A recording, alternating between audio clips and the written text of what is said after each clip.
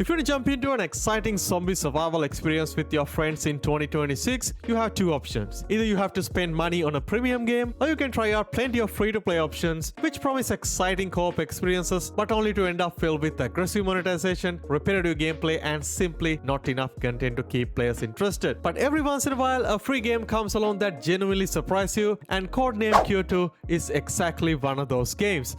It's a brand new cooperative zombie survival experience developed by Replayability and published by Indie.io. It's actually a long-awaited sequel to the original Codename CURE, which is a free source engine mod that built a small but a passionate community over the years. But instead of simply remastering the original game, the developers rebuilt the experience from the ground up with modern visuals, class-based gameplay, procedural missions, and much more replayability value. The best part is the game is completely free to play. You can download it straight from Steam without spending a single cent, and unlike many free-to-play games, there isn't any pay-to-win nonsense here. There is optional DLCs for some weapons and cosmetics if you want to support the developers. Other than that, everything can be unlocked just by playing the game through progression, which is really awesome. This game actually came out a few days ago, and at the time of recording this review, it's already sitting on mostly positive reviews on Steam. I've been playing the game myself for the last couple of days, so in this video, I'm going to cover everything you need to know about before downloading this game, including gameplay, classes, missions, progression, replayability, performance, and pretty much everything that you want to know about. But before moving on, guys, if you're new here, make sure to subscribe and also drop a like and a comment down below for the algorithm. So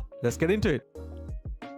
Alright, let's start with the gameplay first. The gameplay loop is honestly very easy to understand, but that doesn't mean the game is easy. It can be incredibly challenging depending on the difficulty that you choose. Every mission starts by selecting one of those available operations, then choosing your preferred difficulty, picking your class, and jumping into the mission. You can play with up to 5 of your friends in online co-op, which is honestly the way it should be played in my opinion. But if you don't have any friends to play, it's not a big deal. You can quickly jump into any public server and play with them, or just host your own lobby and let the other players join you. But if you don't want to play with anyone else, you can simply complete the entire campaign by solo with AI teammates, and they're surprisingly decent. They will revive you, fight alongside you, and complete basic objectives. But don't expect them to carry you through some of the hardest missions in the game, because I tried myself and failed every single time, especially on the insane difficulty. You need to have a few friends who know how to play the game, and the teamwork become almost essential. And every mission throws different objectives at your squad. The bomb extraction mode is the one that I played the most, I think, and there is also like little environmental objectives mixed throughout the missions, like finding batteries to restore power, destroying some infected spores blocking your path, or interacting with different equipments before moving forward. And to be honest, after you plant the bomb, you have very limited time to extract, and an infected coming at you at every angle. You have to fight your way through and reach the safety zone before the time run out, and it can be incredibly challenging, incredibly chaos, and I have failed many times before succeeding.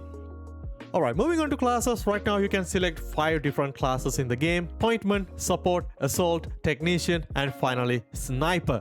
And each class has its own unique role within the team. For an example, the Assault class focuses on dealing heavy damage with assault rifles and come equipped with grenades for crowd control. And Medic class is easily the most valuable one, and they can deploy medical stations that restore health, shields, and even ammunition between fights. And also Technicians can deploy automated turrets to lock down objectives, so like that. And of course, each class lets you customize your primary and secondary weapons. Right now they don't have like a whole collection of weapons to choose. Each class has like couple of weapons to unlock and few attachments, which is not a big deal at the moment, but hopefully they will add more weapons and more attachments with future updates. And other than the weapons, there are plenty of character cosmetics you can unlock as well. And the great thing is that all of these unlocks can be purchased using the in-game currency called scraps, and it is very easy to collect these scraps during missions while exploring the map. And also completing a successful mission grants you some bonus, and failing a mission will add a slight penalty. It's a bit of a grind depending on how well you do in missions, but I was able to unlock few weapons and attachments during my limited playtime, so I don't think it's that much of a grind, to be honest. Alright, moving on to missions and replayability. There are around dozen different missions you can choose, and each taking place in a unique location with different objectives, different time of the day, and of course multiple difficulty options. And the maps are actually procedurally generated, but that doesn't mean you get a completely different map every single time. The overall mission structure and the objective remain familiar,